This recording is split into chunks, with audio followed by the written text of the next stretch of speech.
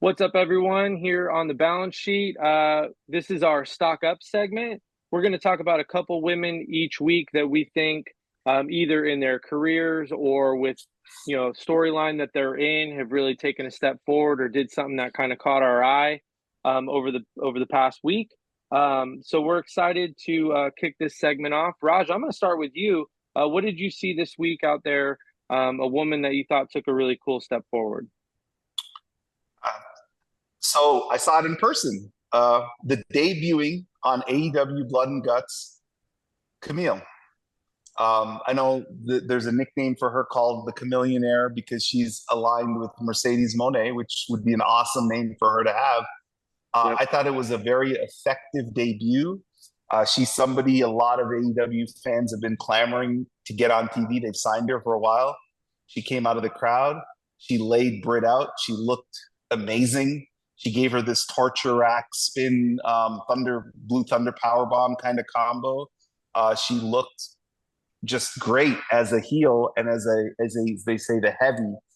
And I thought it was one of the more impactful women's debuts that AEW has had, where you didn't expect it. And she is my stock up for this week. One of.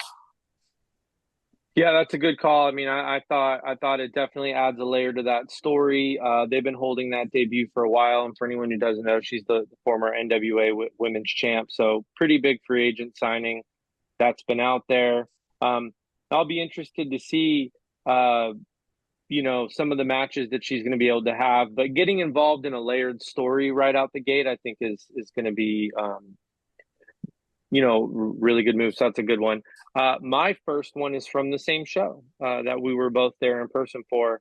Um, I loved what Mariah did. Mariah May is my stock up. I love what Mariah did, obviously, in the closing angle with the blood with Tony. Had that promo segment in ring the week before. It was good. Um, Closing shot of the black and white, kind of her spin off on Tony. But that was the final performance, and now she's Mariah May, Glamour, and I thought it was super effective because those of us who have followed her from New Japan or the work that she did in Japan, Stardom, um, got to see some of those wrinkles. And I think I said it a couple weeks ago on the podcast. She's really good in the ring.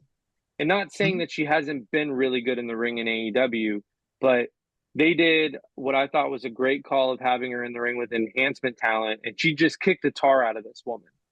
I mean, just a brutal, drop kick almost to the neck area. This poor woman took a beating for her time. I hope they paid her well here in Nashville. But I thought that was super effective to let anyone who didn't know that she can work a vicious style and kick some ass. So I thought that was another wonderful plot point to this story that they're telling with Tony. And obviously Tony came in and I that was the hottest the crowd got that night, I felt like.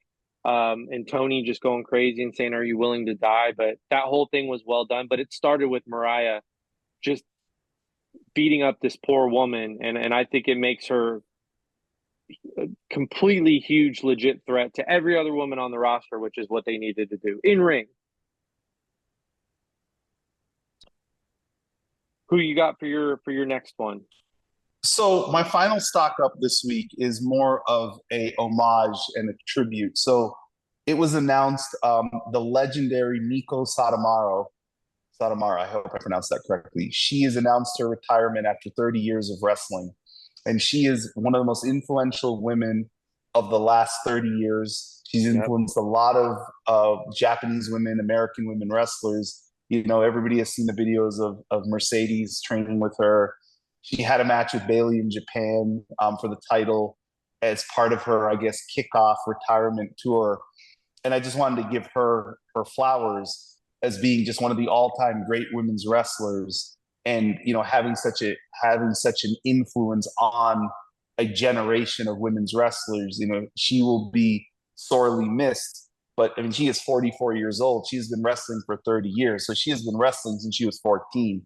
She certainly deserves to retire in this fashion, where she's getting a nice send off, nice flowers. She's getting some dream matches. And I hope and I pray that while we got to see her versus Bailey, there is a clip. Somebody videotaped the match in the crowd, so go find it on YouTube. I want to see her versus Mercedes. I want to see her versus Bianca, maybe. I want to see her have some of these dream matches before she retires.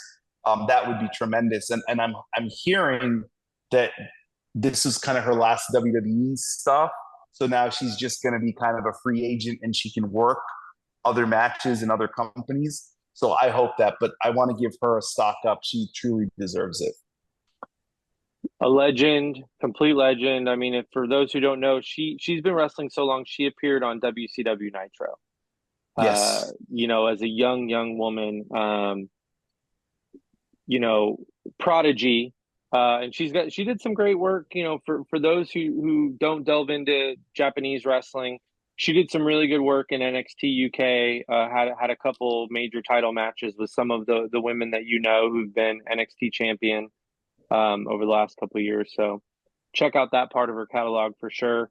I hope that the Bailey thing is just a sign of things to come, that she's just going to rip off a couple great, you know, dream matches, as you said. So that's a great call out.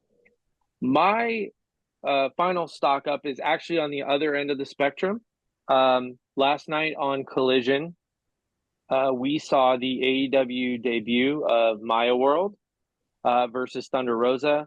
It was you know, a little bit of a showcase match for Thunder Rosa, but Maya World is a up and coming independent talent who they've had on ROH a couple times. Very, very good in the ring, athletic. If you watch the Collision match last night, what I was super impressed with, she absolutely knows how to sell. She was selling her butt off. And she's going to be a really, really good talent to come up. And we're excited to see her continue moving forward. So shout out to Maya World. And the last thing I'll say on it is WWE has pretty aggressively gone after any of the kind of showcase talent that's been out there. I think there were 4 women that were free agents, you know, big on the scene: Julia, Stephanie, Kamille, and Delta. the 4th, yes, Delta.